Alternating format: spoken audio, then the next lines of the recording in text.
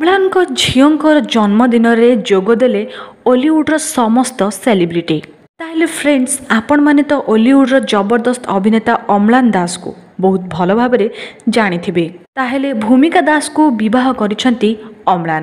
ଗତ ଦିନମାନଙ୍କରେ ତାଙ୍କର ଗୋଟିଏ ଝିଅ ଜନ୍ମ ନେଇଛନ୍ତି।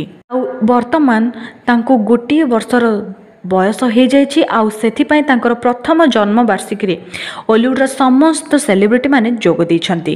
ତାହେଲେ ଆଗାମୀ ଦିନମାନଙ୍କରେ ଅମ୍ଳାନଙ୍କର ଗୋଟିଏ ଜବରଦସ୍ତ ଫିଲ୍ମ ରିଲିଜ୍ ହେବାକୁ ଯାଉଛି, ଯାହାର ନାଁ ରହିଛି ମାଲ୍ୟଗିରି। ତେବେ ଏହି ଫିଲ୍ମରେ ଆପଣମାନେ ଅମ୍ଳାନଙ୍କ ସହିତ ବାବୁସାନଙ୍କୁ ମଧ୍ୟ ଅଭିନୟ କରୁଥିବାର ଦେଖିବା ପାଇଁ ପାଇବେ। ତାହେଲେ ଅମ୍ଳାନଙ୍କ ଝିଅଙ୍କର ପ୍ରଥମ ଜନ୍ମବାର୍ଷିକୀ ପାର୍ଟିରେ ଓଲିଉଡ଼ର ସମସ୍ତ ସେଲିବ୍ରିଟିମାନେ ବହୁତ ସାରା ଏନ୍ଜୟ କରୁଥିବାର ନଜର ଆସିଛନ୍ତି। ଇଭେନ୍ ସେଥିରେ ବାବୁସାନ ମଧ୍ୟ ଯୋଗ ଦେଇଛନ୍ତି, ତାଙ୍କ ସହିତ ତାଙ୍କ ପରିବାର ମଧ୍ୟ ଯୋଗ ଦେଇଥିଲେ। ତ ଫ୍ରେଣ୍ଡସ୍, ଆପଣମାନଙ୍କୁ ଓଲିଉଡ଼ରେ ଏହି ଜବରଦସ୍ତ ଅଭିନେତା ଅମ୍ଳାନ ଦାସ କିପରି ଲାଗନ୍ତି, ତାଙ୍କ ଅଭିନୟ ଆପଣମାନଙ୍କୁ କେମିତି ଲାଗେ, ଆମକୁ କମେଣ୍ଟ ବକ୍ସ ମାଧ୍ୟମରେ ନିଶ୍ଚିତ ଭାବରେ କମେଣ୍ଟ କରନ୍ତୁ।